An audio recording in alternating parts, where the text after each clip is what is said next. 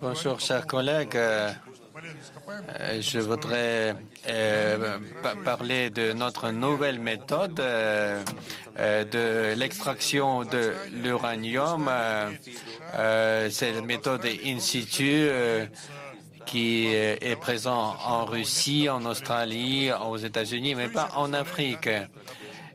Qu'est-ce que c'est cette méthode?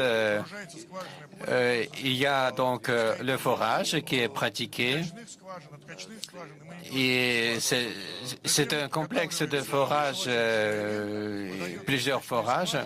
Et ensuite, ces forages sont utilisés pour extraire l'uranium. L'uranium qui est remonté en surface et il est enrichi in situ. Alors, quels sont les avantages de cette méthode?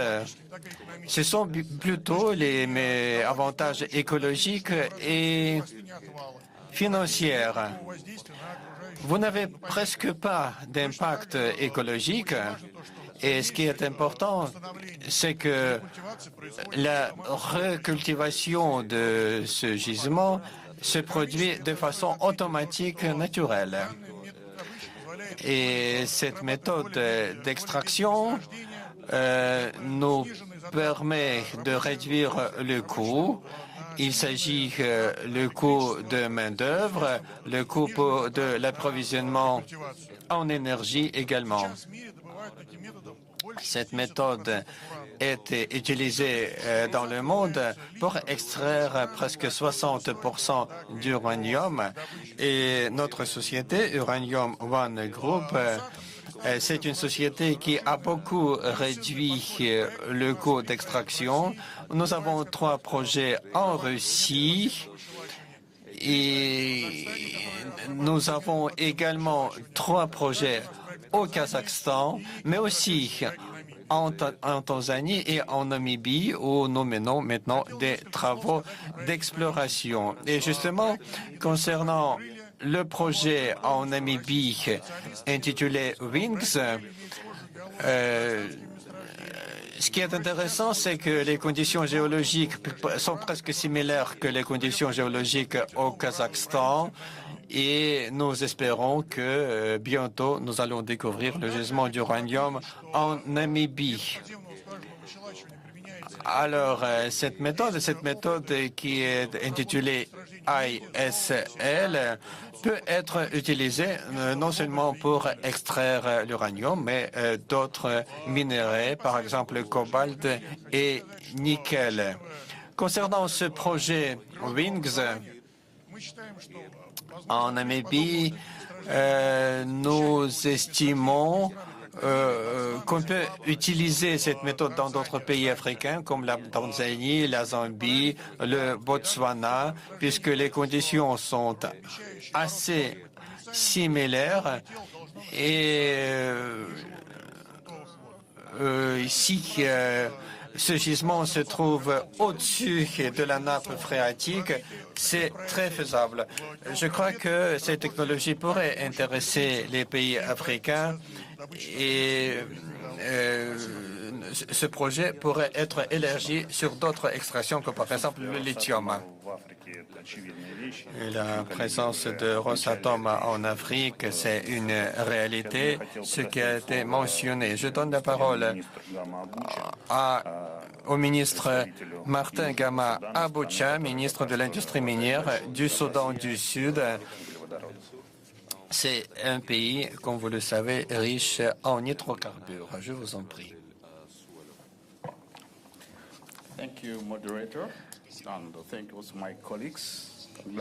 Merci beaucoup, Monsieur le Président. Merci beaucoup, chers collègues. Je salue le ministre Ondo, ministre aussi mon collègue Mohamed Bachir Abdallah Menavi, ministre de la République du Soudan. Merci pour l'invitation à participer à ce Soudan. Le Soudan du Sud, c'est l'État le plus jeune en Afrique et ensemble avec le Soudan, nous représentons cette région. Nous avons l'héritage commun, les ressources communes. Et bien sûr, tout ce qui intéresse au Soudan intéresse également ceux qui sont du Soudan du Sud.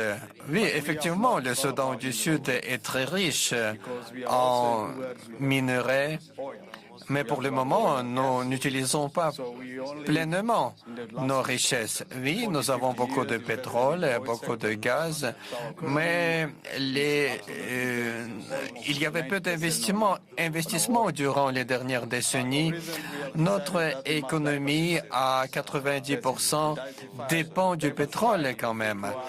Et s'il est très important de diversifier notre économie nationale, puisque la diversification va permettre non seulement de développer le secteur d'extraction, mais aussi nous permettrait d'accéder aux nouvelles technologies, par exemple les technologies qui viennent de Russie. Et ce processus est gagnant-gagnant.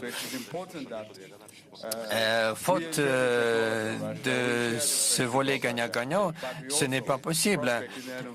Oui, il est très important d'utiliser des technologies russes, mais il est très important que cette coopération soit bénéfique pour les deux pays en même temps.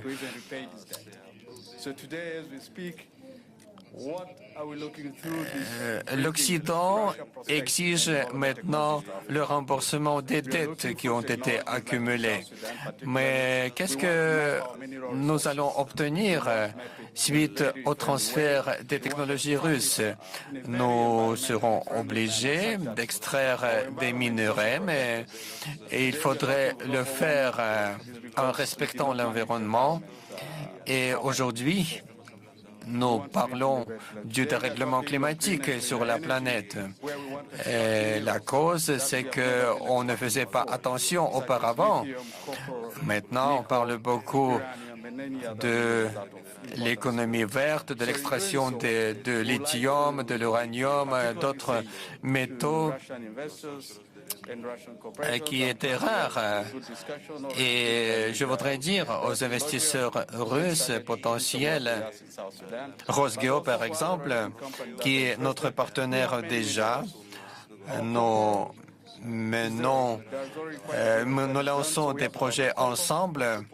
S'il vous plaît, venez dans notre pays. Nous avons beaucoup de richesses. Nous avons du cuivre, nous avons le lithium, nous avons l'uranium.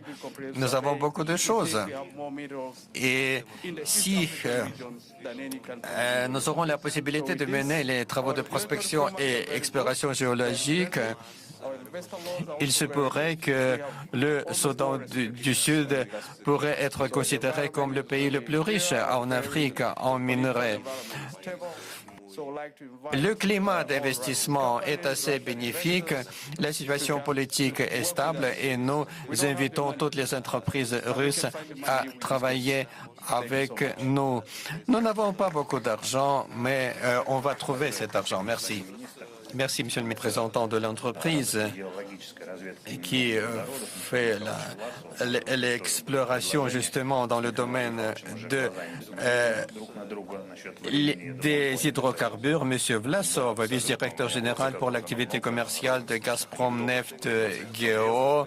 Je serai très bref. Merci et bonjour, chers collègues. Je voudrais parler des innovations dans le domaine très risqué, mais aussi romantique, c'est la prospection géologique. Il faut du courage, il faut de la créativité et aussi chaque projet, c'est une sorte de défi.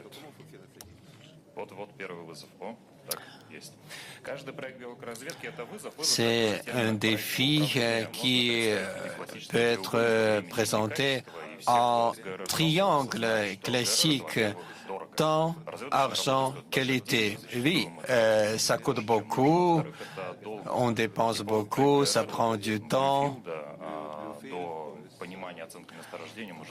Ça peut prendre de 7 à 10 ans et puis encore 2 années pour commencer les travaux.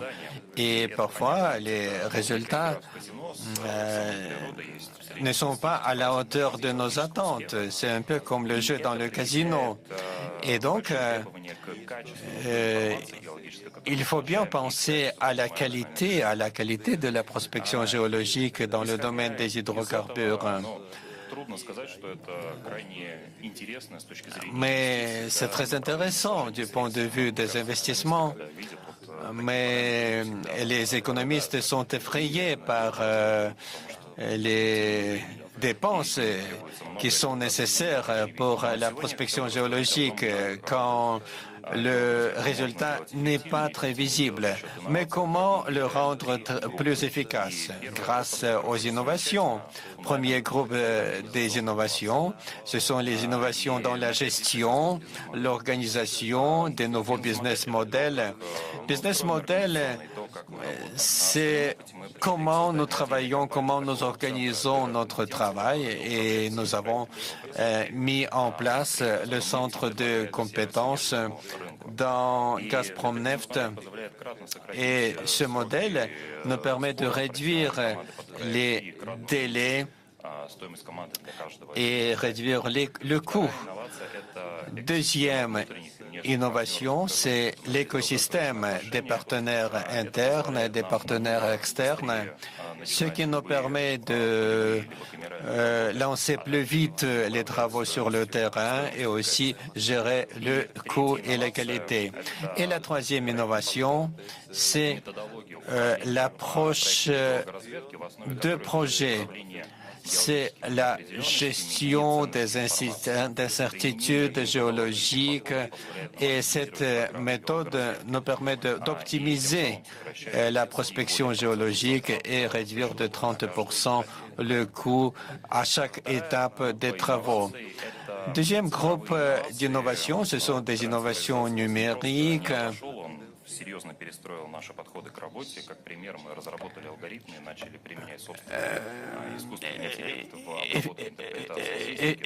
Effectivement, nous accélérons les travaux et améliorons 25 fois l'utilisation des doubles numériques. Tout cela accélère la planification et améliore la qualité de la gestion des travaux sur le terrain puisque vous avez l'information qui est disponible 24 heures sur 24. Nous avons conçu notre logiciel intitulé Geomate. C'est une plateforme géologique qui nous permet de résoudre 80% de missions géologiques. Vous pouvez utiliser votre smartphone, par exemple, ou bien votre tablette pour le faire. Et aussi, le logiciel intitulé Tensor, c'est aussi un outil d'exploration dans le domaine non sismique. Et le troisième d'innovation, last but not least, c'est l'utilisation de différents appareils, comme par exemple des drones pour l'exploration magnétique, avec bien sûr des logiciels appliqués, ce qui nous permet d'étudier, de couvrir des grandes surfaces, ce qui est très utile pour les pays qui possèdent des grandes surfaces, comme par exemple la Russie ou bien les pays africains. Cela permet également de prendre des échantillons et d'étudier ces échantillons très rapidement. Nous travaillons avec nos partenaires et nous avons déjà des résultats qui sont bien tangibles. Oui, effectivement, les réserves minières sont épuisées parfois. C'est pourquoi les conditions géologiques deviennent de plus en plus difficiles. Et le projet La sismique verte, ce projet qui permet par exemple, d'éviter une grande déforestation et bien sûr réduire le coût. Comme résultat, si vous utilisez 3 groupes d'innovation, vous pouvez équilibrer ce triangle, le temps, l'argent et la qualité, et votre production devienne plus efficace et vous dépensez moins d'argent, ce qui fait le bonheur de comptables. Merci. Merci beaucoup. La Tanzanie, c'est un pays qui est bien touristique, bien riche. Je donne la parole à M.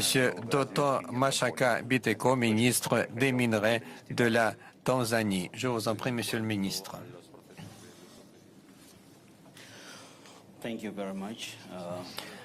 Merci beaucoup.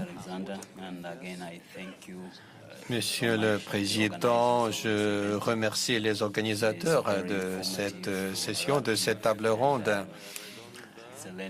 Nous avons reçu beaucoup d'informations, beaucoup de données, et je crois que je devrais remercier les entreprises russes qui sont venus en Tanzanie en tant qu'investisseurs et qui ont contribué au développement de notre économie. Monsieur le Président, vu la nature de l'industrie minière qui nécessite beaucoup d'argent, beaucoup de temps, beaucoup de main-d'œuvre, pour la Tanzanie, c'est un des secteurs principaux de l'économie. Le secteur minier procure environ 10% de notre PIB et est basé sur les exportations, ce qui constitue 58% de nos exportations nationales. Compte tenu la nature du secteur minier, nous avons besoin d'inviter des entreprises d'autres pays pour que nous puissions développer ce secteur et le rendre plus efficace pour le bien-être de notre population. La cartographie est réalisée à 100%. Nous avons également réalisé des prospections à haute définition à 100%. Toute la surface de la Tanzanie maintenant est étudiée. Le domaine le plus dangereux dans ce secteur minier,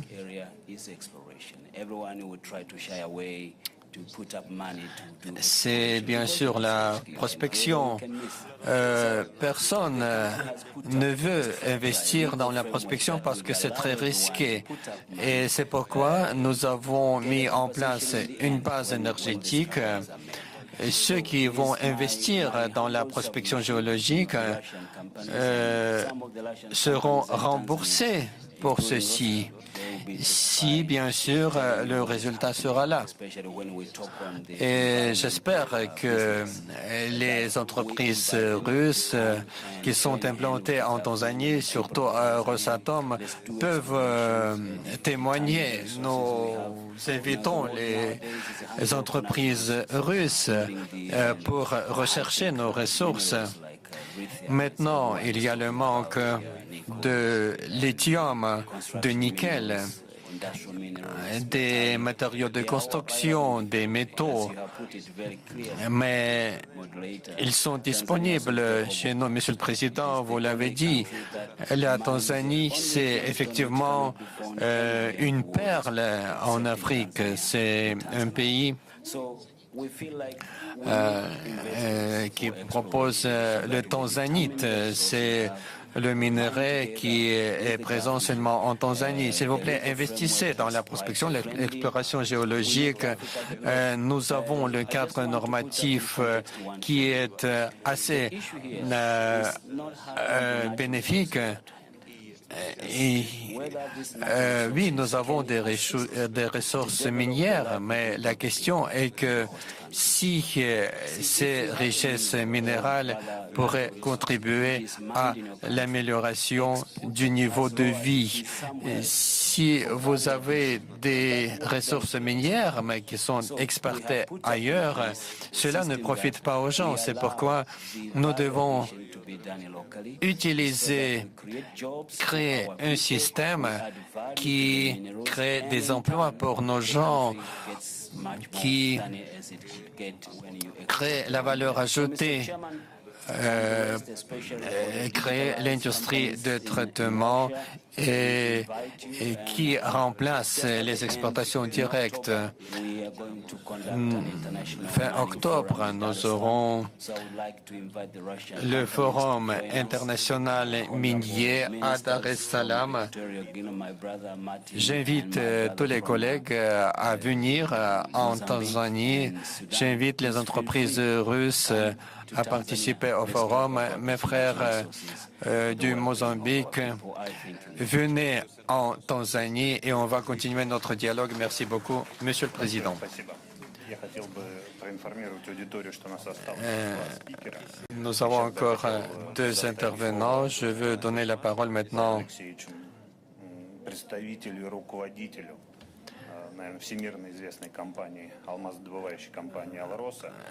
à M. Marinichev, qui est le directeur général d'Alrosa. Vous voulez parler de neutralité carbone. Je vous en prie, M. Marinichev, merci. Ça fait un grand plaisir d'être présent sur ce panel. ESG et la neutralité carbone, c'est l'argent, c'est la capitalisation, c'est le coût des titres, d'actions. Concernant l'industrie des diamants, nous savons que les réserves mondiales de diamants, ce sont la Russie et l'Afrique, le Botswana, le Congo, l'Afrique du Sud et la Russie. Ce secteur est riche de plusieurs siècles et elle comprend Alrosa, anglo-américaine, les grands groupes internationaux. Tous les diamants qui sont produits sont destinés à l'industrie joaillière, mais qui se développent suite à des tendances actuelles. Ces tendances sont dues au changement de la génération, aux priorités. Et maintenant, la consommation des diamants joailliers par la nouvelle génération, c'est la consommation qui est liée directement à l'agenda verte, parce que 70% des consommateurs de la nouvelle génération sont prêts à acheter un produit joaillier à la condition que ce produit était réalisé conformément aux standards écologiques. C'est la réalité d'aujourd'hui. Cette tendance donc est visible et c'est l'approche marketing pour les collègues qui produisent des diamants synthétiques.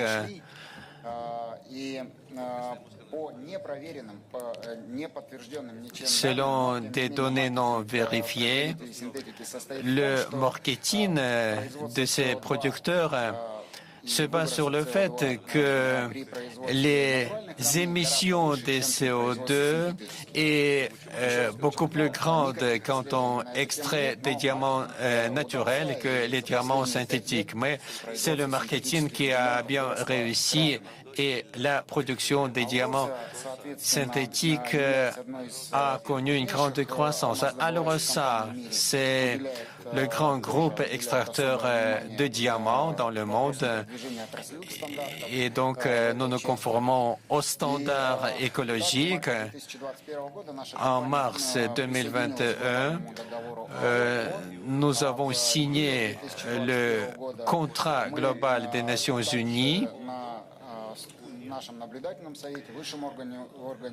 et notre conseil d'observateurs a adopté le programme de développement durable avec des marqueurs de réalisation. 5 volets de développement, c'est la protection de l'environnement, c'est le développement du capital humain, troisième, c'est la protection du travail, responsabilité sociale et cinquième, c'est notre éthique d'entreprise. Un des volets stratégiques de la société Alrosa, c'est la sécurité écologique et bien sûr la lutte contre le dérèglement climatique. Et Alrosa a confirmé son attachement à contribuer dans la réalisation des objectifs de développement durable 17 et aussi l'objectif numéro 13, c'est-à-dire prendre des mesures d'urgence dans la lutte contre le dérèglement climatique. Nous participons au développement de la stratégie écologique de la Fédération de Russie et nous mettons en place le cadre normatif dans le domaine des émissions des gaz à effet de serre et nous utilisons pour ça nos propres indices. Et si on compare les émissions de CO2 des groupes extracteurs de diamants par rapport à d'autres secteurs, c'est 3 millions de tonnes de CO2. Un carat de diamant, c'est environ 160 kilogrammes. C'est ce que émet une voiture qui fait la route de 600 kilomètres. Bien sûr, le secteur de diamants s'attache à notre agenda verte et nous réalisons toute une gamme de mesures qui réduisent les émissions. C'est l'augmentation de l'utilisation des ressources renouvelables, l'efficacité énergétique et j'en passe. Je voudrais dire une sorte de chose insolite, mais renforcement de la productivité a un impact direct sur l'agenda vert. Plus le groupe est grand, plus il est efficace du point de vue de l'environnement, puisque nous optimisons nos trajets de circulation du matériel. Nous utilisons de façon efficace notre matériel et comme ça, nous réduisons les émissions de CO2. Alors, si vous améliorez la productivité, vous améliorez également votre empreinte écologique. Nous avons finalisé les études ensemble avec l'Université Lomonosov à Moscou. Il s'agit de la capacité d'absorber CO2 de kimberlite. Donc le kimberlite consomme CO2. Et si on l'adapte à notre production, nous consommons plus que nous émettons. Alors, ce sont des études bien prometteurs et je crois que l'Afrique pourrait travailler là-dessus ensemble avec nous. Merci. Merci. On va terminer notre dialogue. C'était une discussion bien intéressante, utile. Nous avons entendu que les pays africains sont bien intéressés par les technologies russes, les solutions technologiques. Nous avons vu le potentiel des entreprises russes qui utilisent les technologies dans le domaine de prospection et d'exploration, l'extraction. Nous avons parlé du numérique, nous avons parlé de l'environnement, nous avons confirmé que les technologies russes sont bien entendues en Afrique et en tant que représenté du milieu universitaire, je le confirme. Tout cela doit être accompagné par la formation des cadres pour tous ces secteurs. Nous avons signé le contrat sur la création de l'université mixte russo-africaine, sous-sol africain. C'est un bon exemple. Merci à tous les participants pour votre intervention. On continue notre dialogue pour coopérer davantage. Merci beaucoup.